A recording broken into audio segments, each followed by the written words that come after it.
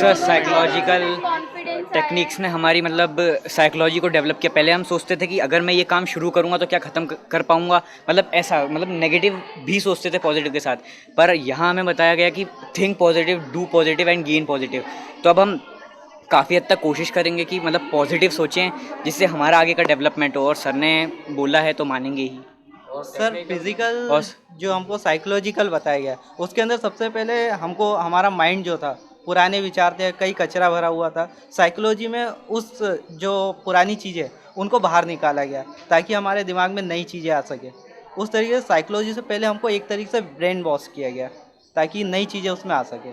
फिर उसके बाद हमें टेक्निक्स बताई गई कि किस टेक्निक से आप कितनी जल्दी, कितनी फास्ट तरीके से आप किसी चीज़ को याद रख सकते हैं या उसको लॉन्ग टर्म मेमोरी में डाल सकते हो। ये सारी चीज़ें हमें टेक्निक्स में दी गई है। अगर आप बोले कि इन दोनों में तुलना करके बताओ कौन सी अच्छी है, तो ये तुलना करना बहुत मुश्किल है, क्योंकि अगर साइकोलॉजी नहीं होती तो हम टेक्निक्स को नहीं अपना पाते हैं। दोनों both are one coin part.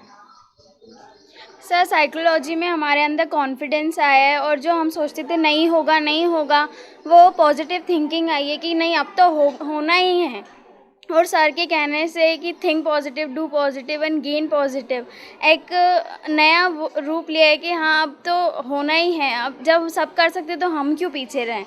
इस तरह से पॉजिटिव थिंकिंग आई है हमारे अंदर। और टेक्निकल जो दिया हुआ है वो 29 सिस्टम्स जो दिए हुए हैं सब एक से बढ़कर एक हैं। जो हमको लगता था कि देर से होगा, अब वो लग रहा है कि हाँ हो जाएगा। कुछ दो चार टेक्निक्स का बताएंगे आप कि कौन कौन सी टेक्निक्स थी?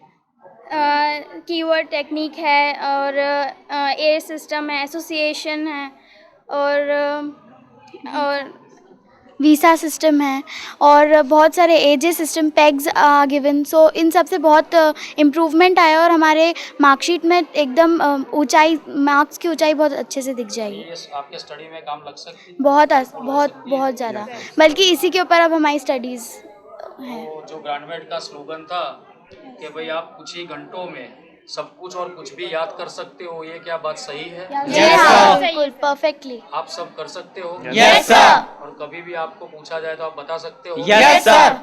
कभी भी? Yes sir. रात को अगर नींद में भी पूछा जाए तो? Yes sir. बिल्कुल सर। यानी आपको ये वर्कशॉप से कैसी फीलिंग रही? सर पूरा माइंड बदल गया है। और सर साइकोलॉजिकल पार्ट में हमें सर ने बताया था कि I am the best of in this best world, but the person in front of me is not lesser than me. Sir अगर हम ये फीलिंग, मतलब अभी मैंने कुछ दिन ट्राई की सर, उससे हम मतलब झगड़ा वगैरह या मन में किसी के लिए बुराई लाना, इन चीज़ों से दूर रहते हैं। तो फिर आपके गोल के अंदर यह है कि टेक्निक हेल्पफुल हो सकती है? Yes sir. जब हम सर सिर्फ मतलब ये फालतू बातें नहीं सोचेंगे, नेगेटिव नहीं सोचेंगे, तो हमारा पूरा कंसंट्रेशन हमारे गोल की तरफ होगा, और सर डेफिनेटली हेल्प करेगा फिर। तो ये आपके लिए यानी बहुत ही हेल्पफुल रही? Yes sir. Yes sir. और अभी आपके गोल में भी हेल्पफुल रहेगी? Yes sir. ठीक है। और आप अपने फ्रेंड्स वगैरह को आप बताओगे यस सर। बिल्कुल सर। कि उससे क्या इम्प्रूवमेंट मिलता है? Yes sir. सर आनंद सर ने हमको एक करियर गाइडेंस भी दी है। उन्होंने ये कहा है कि जो भी हम कर रहे हैं उसको अच्छी तरीके से करिए, वो हमारा गोल ऑब्वियसली डिसाइड कर देगा। तो हमारा गोल आसानी से सेट हो सकता है अगर हम जो कर रहे हैं वो अच्छे से करें। और पूरी ग्रांडमेट की फैकल्टीज के बारे में आपकी क्या सर बहुत सर अब तो थैंक ये कहेंगे कि जो हमारी ग्रांड मैं जो भी हमें देख रहा है मैं उन्हें बताना चाहती हूँ कि प्लीज़ इस ग्रांडमेंट से कांटेक्ट कीजिए। यहाँ पर बहुत ही अच्छा, यहाँ के फैकल्टी किसी से भी कुछ भी पूछो सब बता देते हैं।